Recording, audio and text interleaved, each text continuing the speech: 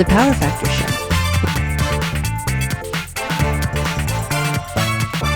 Episode 92. You can find this podcast and others at Gun Rights Radio Network, gunrightsradio.com. Podcasting freedom. Brought to you by Safariland and Hodgdon, the gunpowder people. Welcome to Power Factor. I'm Larry. I am Rick. And today we are going to talk about unload and show clear. Something that everybody has to do all the time, but do we give much thought to it? Let's see. But let's start with... So we're going to kick off this week with our trivia question, and this is going to be another USPSA question, and the question is this. What's the prize, Larry? Oh, hey, the prize.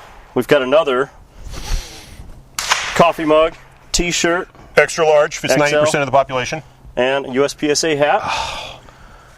And again, we're using our new rules. All the correct answers that come in the first week after the episode debuts will all go into the hat for a chance to win. So there's no hurry as long as you get the right answer in a week. Get it in the first week. So the question is, how much of the lower A zone on a USPSA metric target may be covered by either hardcover or a no-shoot? Oh. So the rules say there's a certain amount you have to leave available to the shooter. So what's that amount? How much... Which way did I phrase the question? How much can be left exposed? How much can be left exposed? There you go. I think is the question. How much of the lower A zone? And if we've changed the question, it's the most recent version of the question that counts. There you go. How much must be left exposed? This is not a Cedral Woolley Burlington kind of a thing. No trick question. How much must be exposed on the metric target? Are you ready? Stand by. If you're finished, unload and show clear. If clear, hammer down, holster. Range is clear. So what did we just see there, Larry? All right, so that was an example of the end of a stage. I engaged my last few targets, and you, as the range officer, perceived that I was finished with the stage and issued the command. If you are finished, unload and show clear. Now, why did I say if you're finished? Why didn't I just say unload and show clear? I might not be finished, and I might think, I just noticed a popper wasn't down, and I want to engage that real quick. Or I just noticed a miss on that target, and I might want to make it up. Mm-hmm. And so the question is to the competitor: if you are finished, you might not be finished, but if you are finished, unload and show clear. And I did, and I unloaded the gun. Unload and show clear begins with removing the magazine. Sure. Now, what do you do with it once you got it out of the gun? Well, I first stuff it right here, right in front of my mag pouch. Back of my mag pouch, I know, and we advise against that, and we'll talk about that a little bit. But first thing I do is the mag pouch goes here. You can also dump it in a pocket or something. And then unload and show clear is the unload part. It starts with the magazine and then rack out the live round. The next command is if clear, hammer down, holster. Hammer down, holster. Now that puts what's the significance of that? Now that puts the onus on the shooter. It's the shooter's responsibility. The condition of the gun is the shooter's responsibility, not the range officer. The range officer's there for a double check. If clear, hammer down, holster. So that means if clear, that you're essentially telling the shooter to check that chamber is clear. Right. If clear, hammer down. That means release the slide and pull the trigger. Right. That dry firing the gun is the last final check that we do in fact have an empty gun, and then holster. And then the final command. Range is clear. Range is clear. Now, slight variations on that theme are in IDPA. You've got the same issue at the end of the stage. Does the safety officer, in fact, know that the shooter is done? I've always used, in fact, I have to apologize. Other than in the safety officer class, I almost always use the USPSA range commands. I've been using them for 15 years, and I find it very difficult when the range commands are almost identical to insert the word shooter, which is really the major difference. Is that IDPA? Yeah. Is the shooter ready? Instead of just are you ready? And then at the end, unload after the unload and show clear. Then it's hammer down holster. Slide down. I think it's slide down. See, now here I am. Okay. I'm not instructing very well. Slide down, hammer down, holster. So that's where that comes from. I've heard that on a USPSA range, and I'm thinking, why is this guy telling me slide down? That just sounds weird. So, yeah. I mean, I've seen guys, jokers, you say slide down and they turn the gun upside down like that, and ha ha ha ha. The first time it's pretty funny. And so at USPSA, especially the guys that care a lot about the rules like myself, range master instructors, they are sticklers for those commands. They want to hear those commands exactly. And if you're at a level 3 match, you don't want the range master hearing you standing over a shooter saying, shooter ready. Right.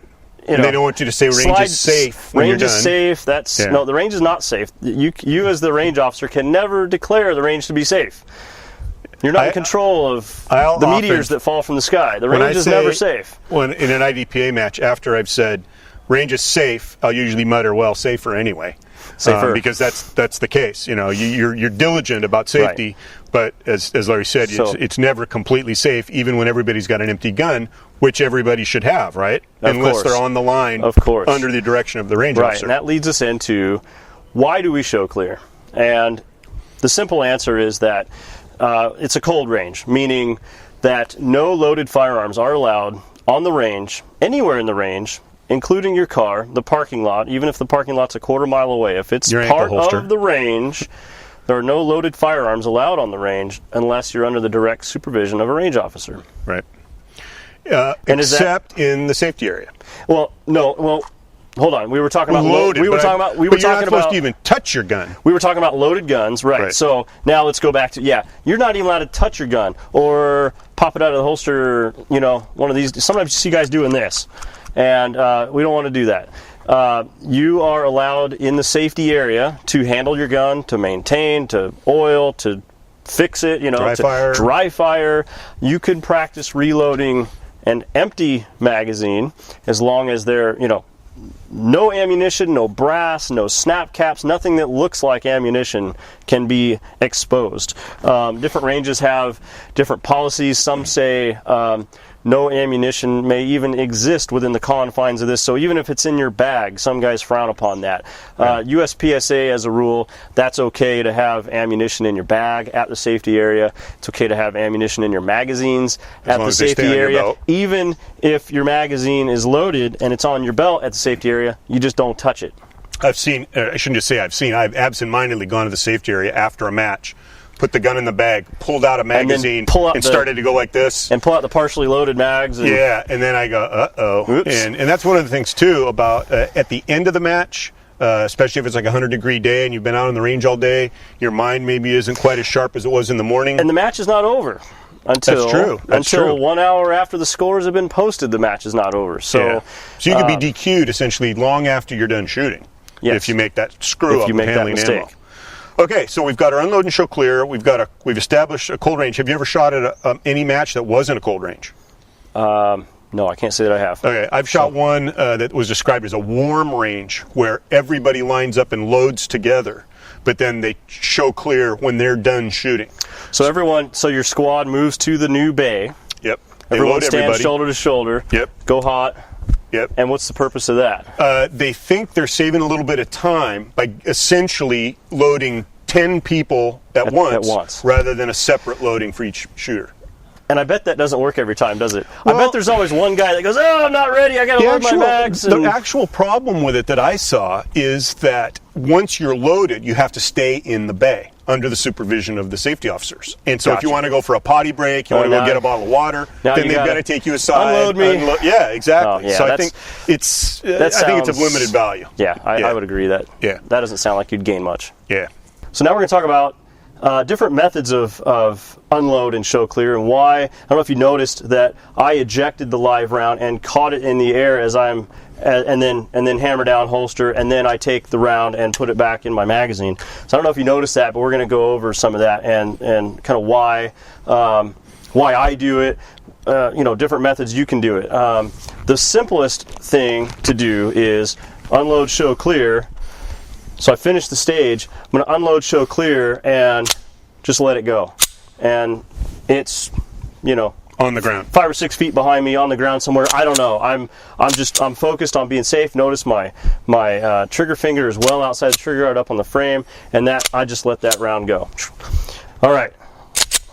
Okay, so we're going to demonstrate that for you now. I just unload, show clear. I take the mag out, let that round go, and hammer down, holster, and I'm done, and I'm focused on my targets, right? So, but there's a problem with that, though. There's a lot of ranges have a policy about leaving live ammunition on the ground. So now, that's the second scenario. Now I want to pick it up because it's not good practice to leave it on the ground. So now I got to find that live round. Where did it go? It's amongst this. If this is a standard exercise, we've got a shooting box, and everyone's shot from right here. Right. And what do you got right there? About 100 pieces. You got more of brass than gravel on the ground. And which one's mine? Mm-hmm. I'm supposed to pick up my live round, but do I pick up everybody's live round? Do I pick up dozens of rounds? How much time do I spend? So, again, if you noticed in our action sequence there, I'm going to load up again here and unload, show clear, and I just catch the round. That is amazing. And hammer down, holster. Yeah. And so now I don't have to look for my round. And again, we've been talking about me being a budget-minded shooter. That's 12 cents right there. I can't lose 12 cents. Well, and the other thing, though, too, about having that round on the ground or knowing that it's going to the ground and it might be lost, I've seen shooters take their attention off the gun and track that round. And sometimes even step away from the line to reach down while I'm saying, while you're trying to clear the range. Exactly. They've got other things on their mind. And the shooter's concerned about that round laying on the ground and finding it again. So one thing, and so let's talk about that technique now. I talked about why I do it. It's just easier for me to just keep that live round. Now, I see some guys, unload, show clear. You got your magazine out. We're clear right now, and they want to do this. They're like, okay, I want the round in the air so that I can catch it, right? So I must have to throw it out. Well, you don't have to do that. I mean, your gun automatically has a trajectory of up and out. It's some angle of upward and outward, right? Which you can determine in advance. So I want that I want that ejected live round right here in front of my face. So what do? You notice that I turn the gun this way, and stiffen that arm, and because I don't want this moving around as I rack the gun. Just stiffen that arm and let it go, and it's right here. And I don't know. It's something that I've done. I don't even know how many years, 7 or 8 years, I don't know. And it's just something that's just became easy, and it works. And there's nothing unsafe about it. You just got to keep that finger up on the frame, and you're just racking the slide. That's all you're doing. Rack the slide, catch the round. Now I'm showing the range officer I'm clear, and hammer down, holster. Now I have never even attempted to catch a round in the air in 15 years. I ejected onto the ground. And I think one of the reasons maybe is because I rarely have any problems finding a live 45 round on the ground. There's a lot of 9 and 40. Yeah, exactly. 45 rounds are pretty uncommon. How many single stack shooters at our USPSA matches? 4 or 5? Yeah, maybe 1 per squad. Yeah, right. No more than that. Yeah, so my rounds are pretty easy to find. And I also have just never... I've also heard people say who practice extensively that if you are firing multiple strings, let's say over an hour or period of hours, bending over to pick up that round over and over again can actually be a bit of a liability in terms of your energy level. You know what? And that brings up another point that you just jogged my memory here. Some guys have their magazines up front like I do here, but they're a lot lower. And I've positioned my second mag lower where I flip the piece that attaches to the belt, where you can invert that and drop the height of that magazine and tuck it in tighter. So these two magazines are essentially the exact same place. But I found that I couldn't tie my shoes because it was right here and I can't bend over. Yeah. Or you've got you're allowed in limited 10, open divisions to have your gun.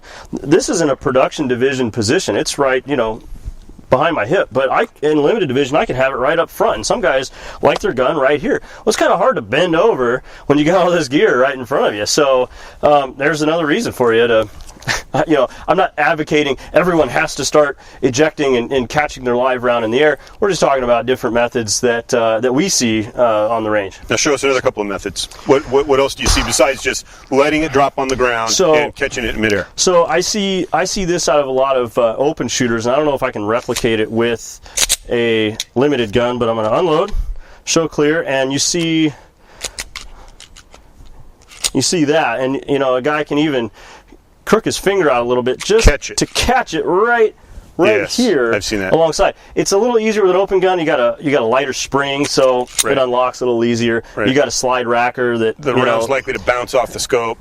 Yeah, exactly. Yeah, so we see that too. So you can rack it out hard and let it go. You can let it dribble out and watch it hit the ground in front of you. Just be mindful of what your trigger finger's doing. Now, what about instead of ejecting it out somewhat, ejecting it up in the air and catching it? What about ejecting it directly into your hand?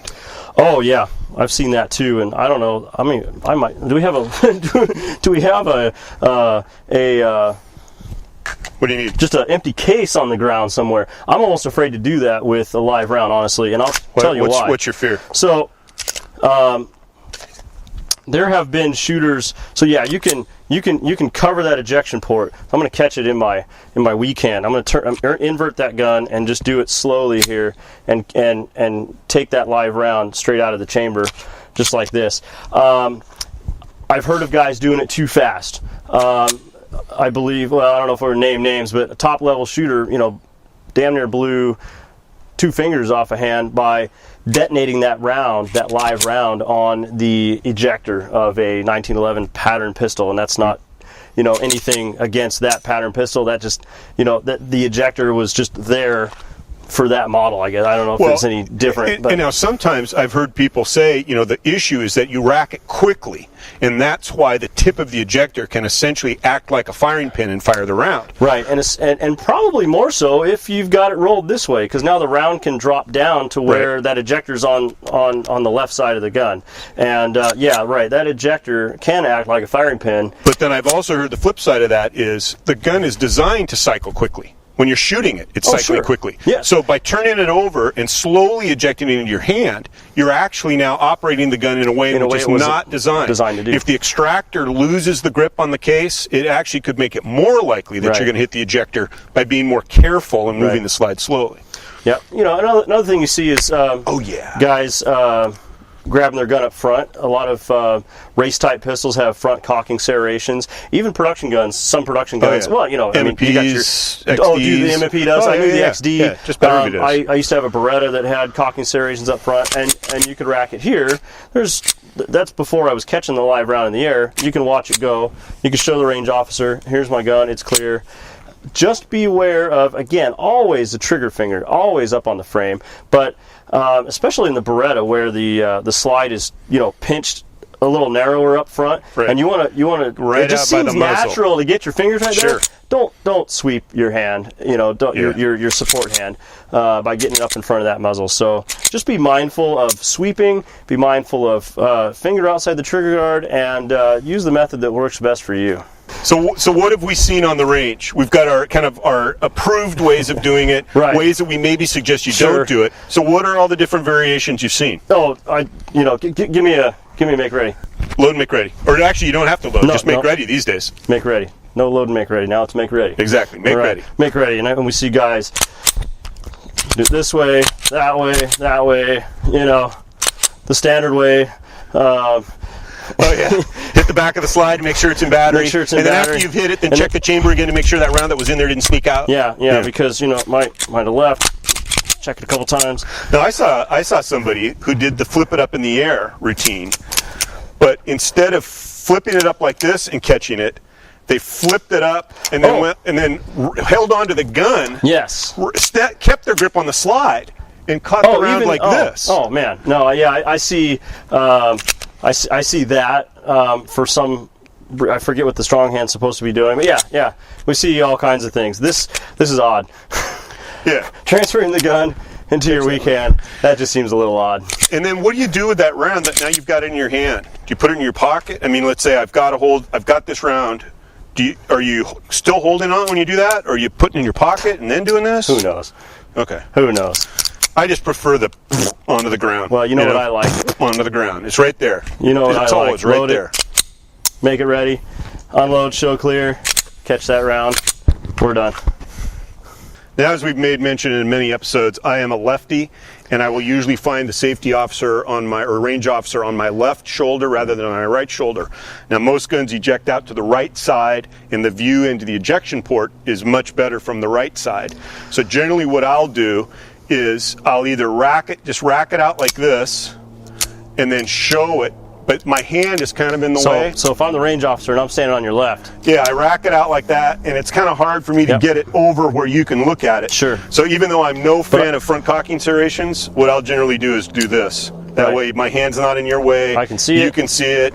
And then even without the front cocking serrations, I still got enough traction on here with the hammer cocked that it's no problem. And usually, I don't jack it out any higher than Larry does, and it generally just drops straight to the ground. And so I'm not too concerned about catching it or anything. And that's the lefty way to do it. Yeah, I find myself, which side do I want to stand on the lefties? I want to see the gun clear, so I'm over here on the right. And if clear, hammer down holster, and I go run around the other side and make sure we're in the holster. That's generally what I do. I try to, most courses of fire flow in the same direction. And if you're on the lefty's side, you're often out of position. I mean, I find that standing over the shooter's left shoulder isn't really a good place to be. Yeah. So I'll get the unload and show clear, and then when the lefty goes to holster, I'll just take a peek around the left side and make sure it gets stuck in the holster. Especially in IDPA, where you've got a cover garment, I would say probably at least one shooter per squad stuffs his shirt or tries to stuff his shirt into the holster. Oh, and it's really important, more so than in USPSA, where the equipment is generally just hanging right out there where you can see it.